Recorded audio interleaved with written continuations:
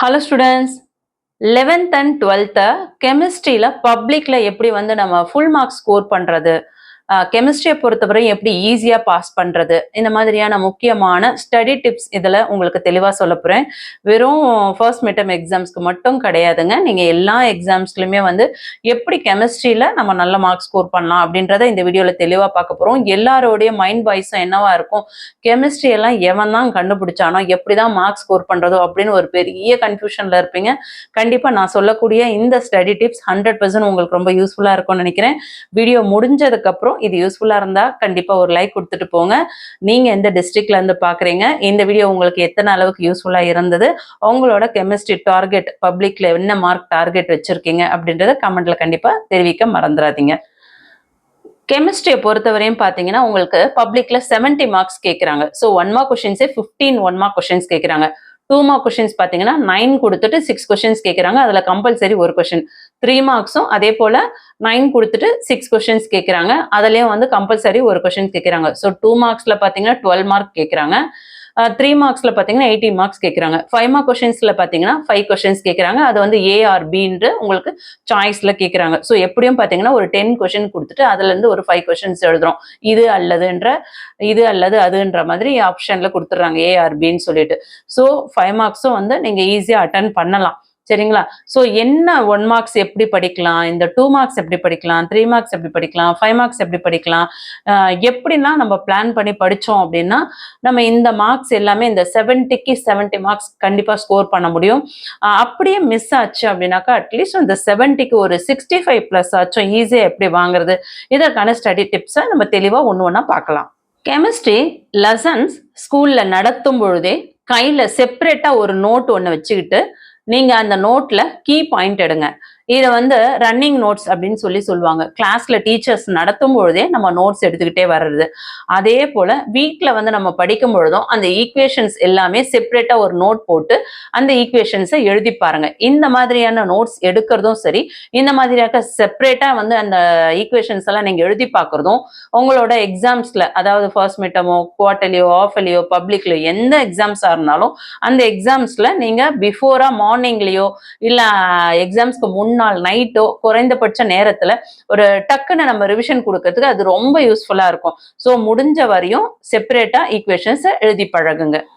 கெமிஸ்ட்ரியில book பேக்ல இருந்து உங்களுக்கு 1 மார்க் கொஷின்ஸ் பார்த்தீங்கன்னா 15 1 மார்க் கொஷின்ஸ்ல ஒரு 8 1 மார்க் கொஷின்ஸ் வந்து புக் பேக்ல இருந்து கேட்குறாங்க. அந்த பேலன்ஸ் இருக்கிற அந்த 7 1 மார்க்ஸ் பார்த்தீங்கன்னா உங்களோட புக் இன்ல இருந்து தான் கேட்குறாங்க. ஸோ சம் ப்ராப்ளம்ல இருந்து உங்களுக்கு கொஷின்ஸ் கேட்குறாங்க.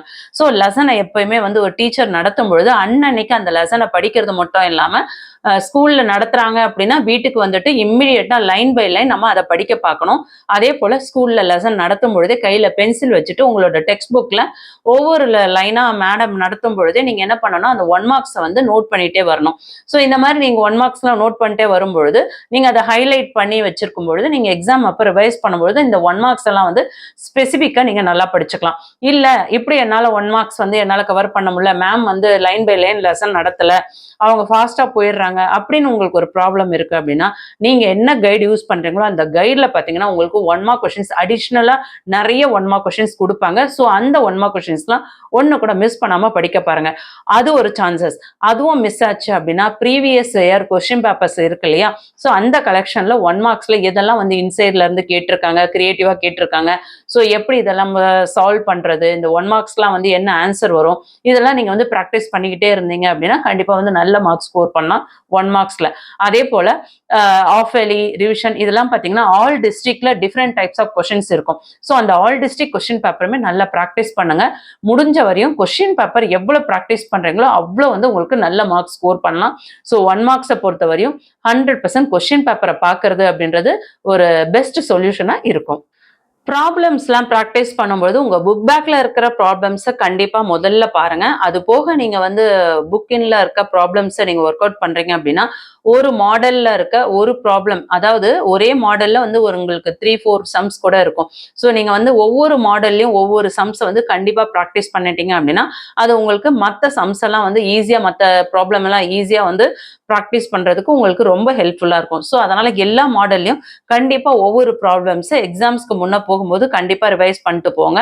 இது எக்ஸாம்ஸ்க்கு முன்ன நீங்க படிக்கும்போது ஃப்ரெஷ்ஷா படிக்கும்போது எல்லா ப்ராப்ளம்ஸுமே உங்க கைப்பட நீங்க தயவு செஞ்சு நோட்ல ஒர்க் அவுட் பண்ணி பாருங்க. எக்ஸாம் அப்ப ரிவைஸ் பண்ணும்போது நீங்க ஒர்க் அவுட் பண்ண அந்த நோட்ஸ வச்சே படிக்க பாருங்க.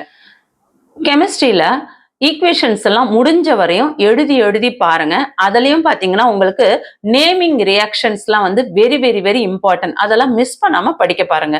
கெமிஸ்ட்ரிய பொறுத்தவரையும் உங்களோட புக் பேக் கொஸ்டின் ஆன்சர்ஸ் பார்த்தீங்கன்னா, ரொம்ப குறைச்சலா தான் இருக்கும். ஆனா பார்த்தீங்கன்னா, எக்ஸாம்ஸ்ல வந்து உங்க புக் பேக்ல இருந்து கேட்கிற கொஸ்டின்ஸ் பார்த்தீங்கன்னா, 1 ஆர் 2 கொஸ்டின்ஸ் தான் புக் பேக்ல இருந்து வரும்.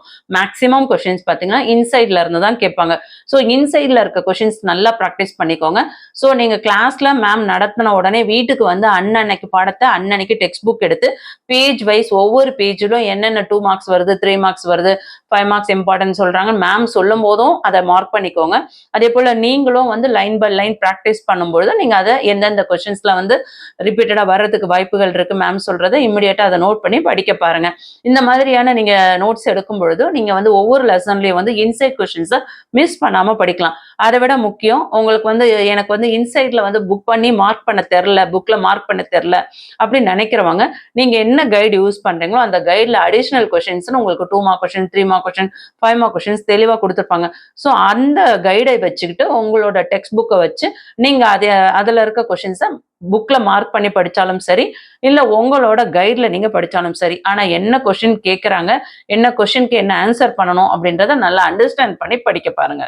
கிளாஸ்ல மேடம் வந்து ஒரு டாபிக் புதுசா எடுக்கிறாங்க அப்படின்னா அந்த டாபிக் நாளைக்கு என்ன எடுக்க போறாங்க அப்படின்றத தெரிஞ்சுக்கிட்டு அதோட பேசிக்ஸ் என்ன அப்படின்றத நல்லா ப்ராக்டிஸ் பண்ணிக்கோங்க.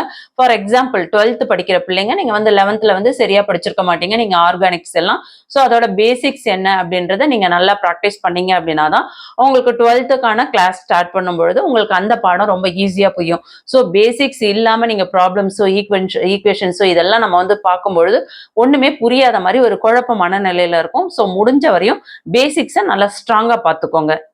ப்ராப்ளம்ஸ்லாம் ப்ராக்டிஸ் பண்ணும்போது உங்க புக் பேக்ல கொடுத்துருக்க ப்ராப்ளம்ஸை ப்ராக்டிஸ் பண்ணிட்டு உங்களுக்கு புக் இன்ல என்னென்ன ப்ராப்ளம் கொடுத்துருக்காங்க அதையும் நல்லா ப்ராக்டிஸ் பண்ணுங்க. அதை வேற வெரி வெரி இம்பார்ட்டன்ட் என்ன அப்படின்னு பார்த்தோம்னா ப்ரீவியஸ் இயரோட கொஸ்டின் பேப்பர் எல்லாமே கலெக்ட் பண்ணி அதில் இருக்க கொஸ்டின்ஸ் ப்ராப்ளம்ஸ் எல்லாமே வந்து ஒர்க் அவுட் பண்ணுங்க.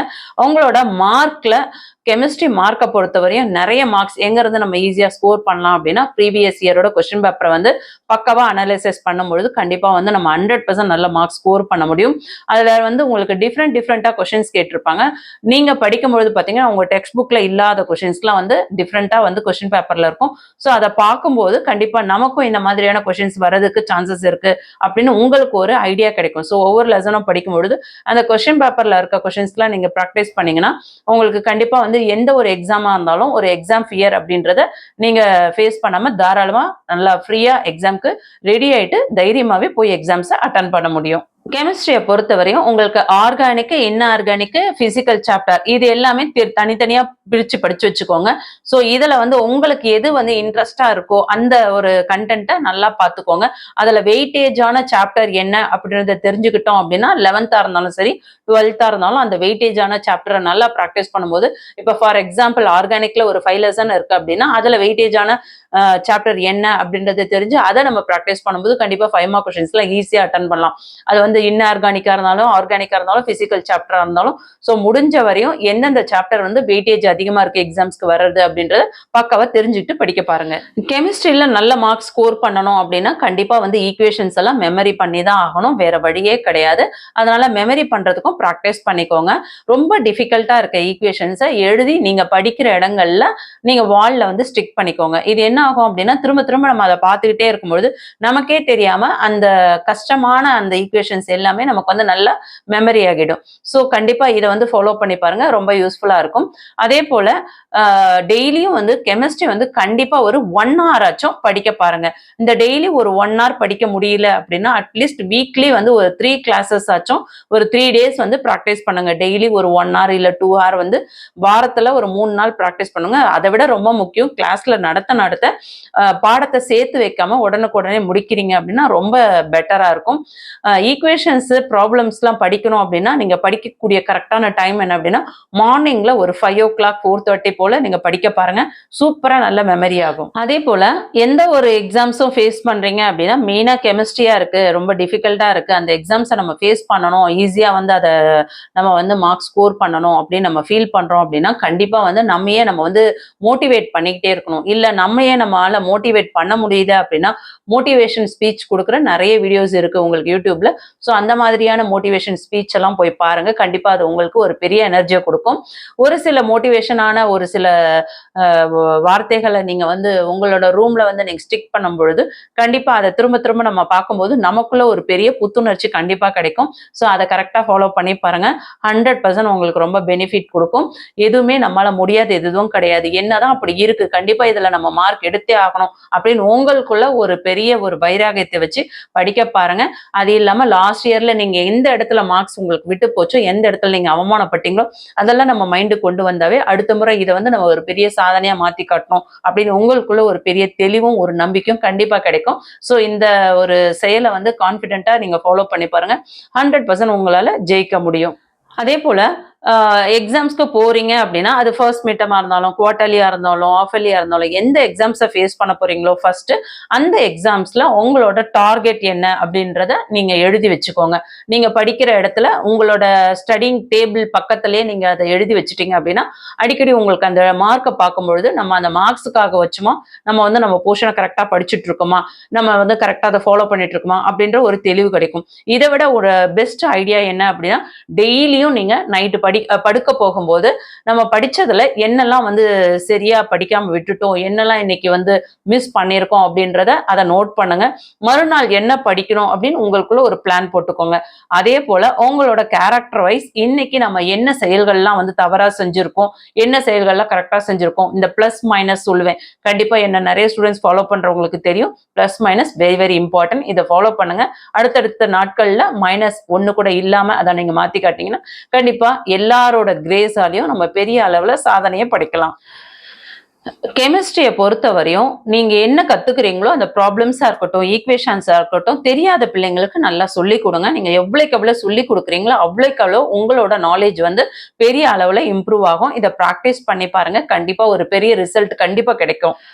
கெமிஸ்ட்ரியை பொறுத்தவரையும் மார்க் குறைஞ்சிச்சுன்னு சொல்லிட்டு ஃபீல் பண்ணாதீங்க. அது எதனால மார்க் குறையுது, எந்த இடத்துல குறையுது, நம்ம என்ன மிஸ்டேக்ஸ் பண்ணியிருக்கோம், ப்ராப்ளம்ல மிஸ்டேக்ஸ் பண்றோமா, ஈக்குவேஷன்ஸ்ல மிஸ்டேக் பண்றோமா, புக் பேக் மட்டும் படிச்சோமா, புக் இன் பார்க்காம விட்டோமா, எதனால மார்க் போயிருக்கு அப்படின்றத முதல் தெளிவுபடுத்திக்கோங்க.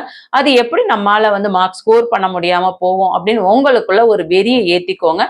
ஸோ படிக்க முடியாத பிள்ளைங்க நல்லா படிக்கக்கூடிய பிள்ளைங்க கிட்ட ஹெல்ப் கேட்டு படிக்க பாருங்க. இல்ல நிறைய யூடியூப்ல வீடியோஸ் இருக்கு, அதை சர்ச் பண்ணி அதை பார்த்து ப்ராக்டிஸ் பண்ணுங்க.